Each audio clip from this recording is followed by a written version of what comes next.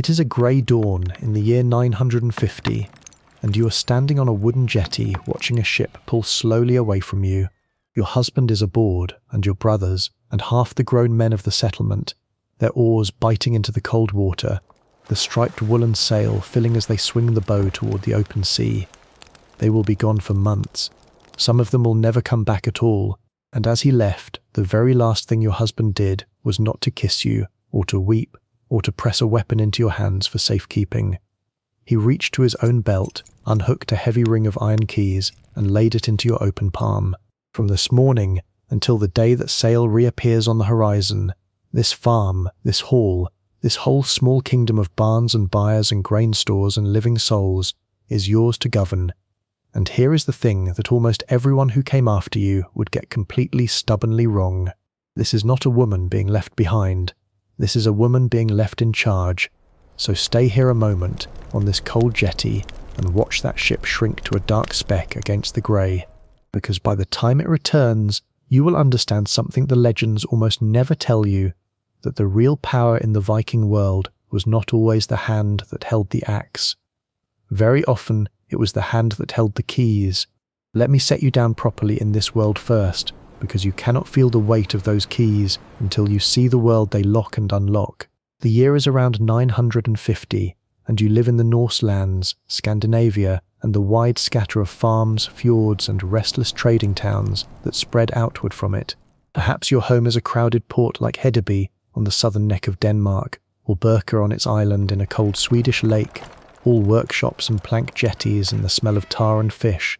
But far more likely it is a turf-roofed longhouse on a strip of coast or in a green upland valley, sheep grey on the hillside, cattle breathing in a byre built under the same long roof as your own family, and your nearest neighbour an hour's walk across the bog. Life here is hard, close, and physical, and you are not a queen. You are not one of the armoured shield women who ride through the sagas. You are something far more ordinary, and in the end far more important to how this society actually worked.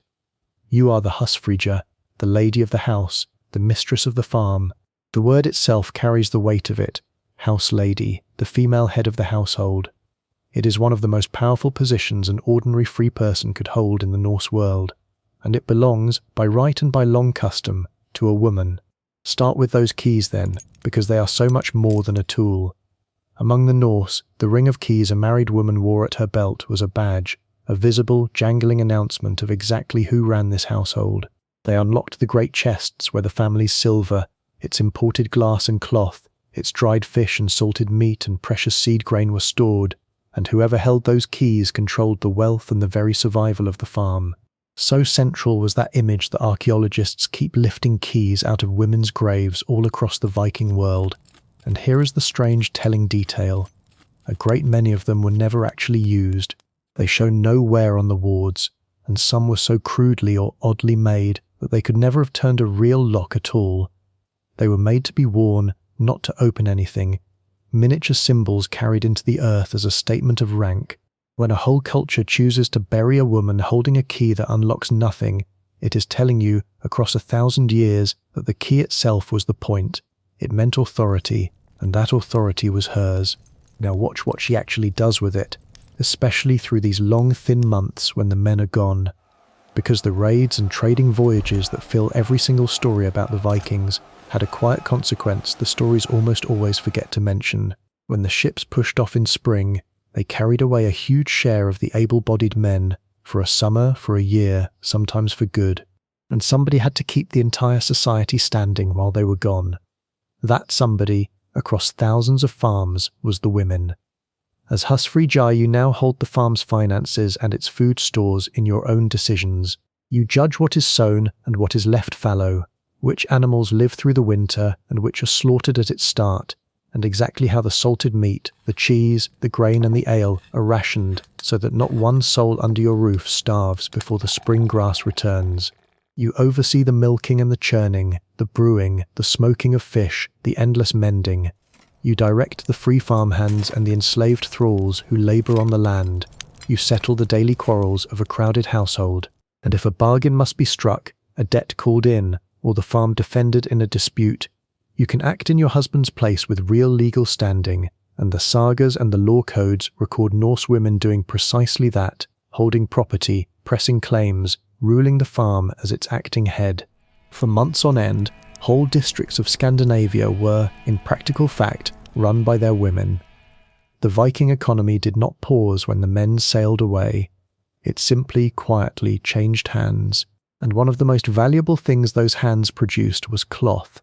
And this is where the true hidden scale of women's power in the age swims into focus. Textiles were women's work, from the raw fleece to the finished sail, every step of it. You shear the sheep, you wash and comb the greasy wool, you spin it into thread on a weighted drop spindle that is almost never out of your fingers. Norse women spun as they walked to the well, as they watched the flock, as they talked by the fire, turning fleece into yarn in every spare moment of the day.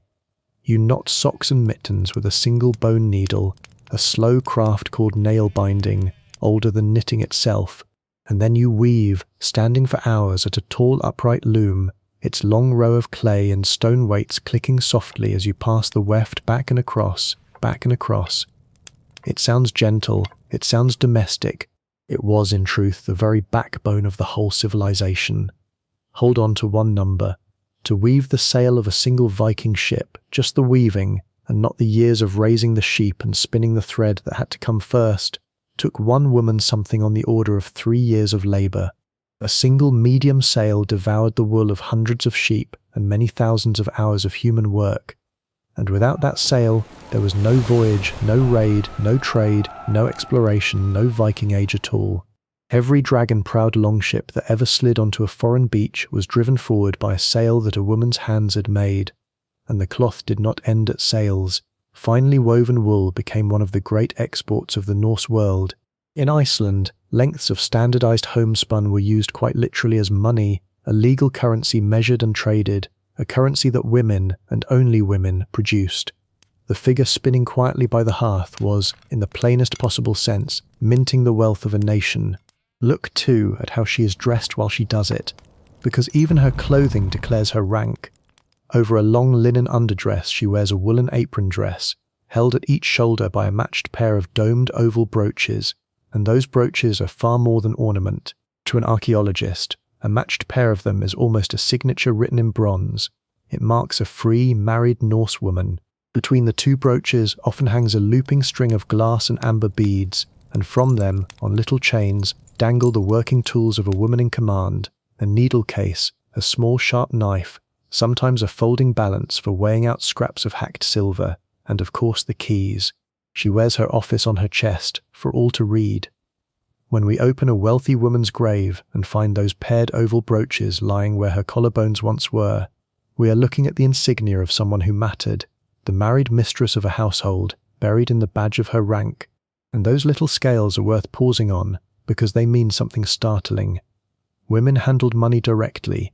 In a silver economy where wealth was weighed out by the gram, a woman with a balance at her belt was a woman trusted to buy, to sell, and to judge the worth of a bargain herself. But the deepest surprise of all is not in the barn, or at the loom, or even in the grave, it is in the law, because a Norse woman's power was not merely something she borrowed by custom whenever her husband happened to be over the sea. In crucial ways, it was written down and protected in the legal code itself. Take marriage. A Viking wife was not a possession. She brought a dowry into the union that remained, in a real sense, her own property, and a bride price was paid over to her family besides. And this is the part that genuinely stops people in their tracks. She could end the marriage herself. Under the old Icelandic laws, a woman could initiate a divorce. If her husband struck her, if he neglected the farm and let his people go hungry, if the couple gave one another great wounds, if he shamed her, the law recognized her grounds and she could act on them. And the act itself was strikingly, deliberately public. She would gather witnesses and declare aloud, first at the main door of the house and then again at the very edge of the marriage bed, that this marriage was finished. That declaration, spoken before witnesses, was often all it took. She could then gather up her dowry and walk out, sometimes taking the children, her wealth and her standing wholly intact.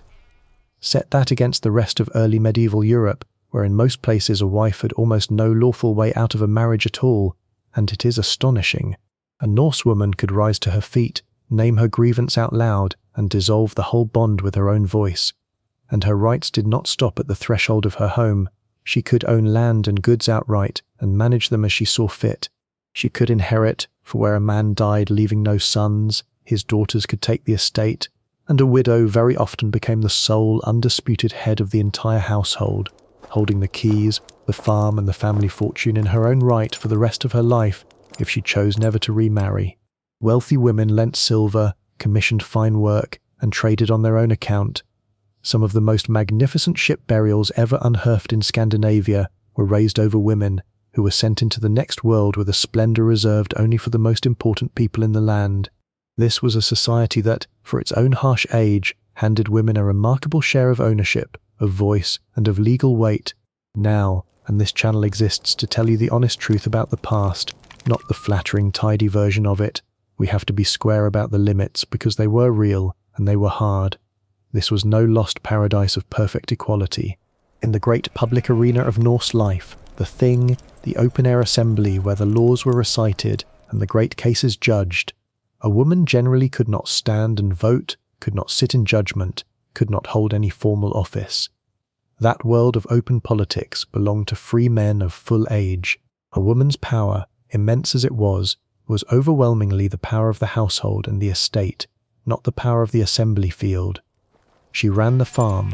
She did not, as a rule, run the law court, and even her freedom to divorce, to inherit, to command, sat woven inside a dense web of family, honour and custom that could push back against her, hard. The keys gave her true and daily command over the home, over the land, over the people and the wealth within her walls. But beyond those walls, in the roar of public power, the doors for most women stayed shut. Which carries us, at last, to the most famous and most fiercely argued question of the lot, the shield-maiden. Did Viking women fight? The sagas overflow with armed women, fierce and glorious, and for generations historians waved them away as pure legend, poetry and nothing more. And then, in 2017, came a discovery that set the entire field ablaze, a grand warrior grave at Birka, catalogued long ago as BJ 581, dug up back in the 1870s and assumed for well over a century to hold a man, packed with weapons, with 2 sacrificed horses, with the full equipment of a high-ranking fighter and even a set of gaming pieces, as though for a commander who planned battles, was finally put to a DNA test, and the bones came back female, 2 X chromosomes, no Y, a woman laid to rest with every honour of a warrior.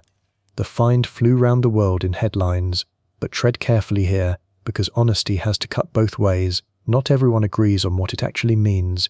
Some scholars argue the weapons prove she was a genuine trained fighter, perhaps even an officer who led others. Others push back, pointing out that rich graves were routinely stuffed with symbolic, status-carrying objects, and that being buried with weapons does not by itself prove a life spent wielding them. The plain truth is that we have one astonishing grave and a real, unfinished scholarly argument still going on around it. What we can say for certain is this, the flat old assumption that no Viking woman could ever conceivably be honoured as a warrior has been broken open. The rest of the answer is still down there, waiting in the ground. And so we come back, in the end, to the keys, strip away the horned helmets that no Viking ever actually wore, and the shield-maiden legends we cannot yet prove, and the real power of women in the Viking age turns out to be something quieter, and in its own way far more solid and far more sure. It was the power to hold the wealth of a whole household in your 2 hands, to run a farm and its workers for months without a man in sight, to spin and weave the very cloth that carried a civilization across the oceans, to own, to inherit, to weigh out silver, and to stand before witnesses and end a marriage on your own terms and in your own voice. When they laid a great lady into the earth, they did not always give her a sword. Very often, they gave her back her keys, the badge of the one who ran everything, carried with her past the very edge of life itself. 1,000 years on, when we picture the Vikings, we see the man at the prow with the axe in his fist and the open sea before him. But turn around, look back at the shore he is sailing away from, and there she is, the woman with the ring of iron at her waist, holding together the entire world he left behind. So tell us, down in the comments, which of these surprised you the most?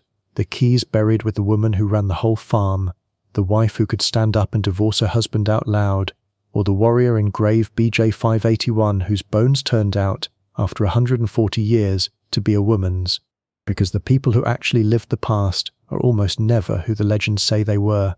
And on a grey morning in the year 950, as a ship carried the men out over the horizon, it was a woman who turned her back on the empty water, walked up toward the silent farm, and, the keys cold and heavy in her hand, quietly took command of it all.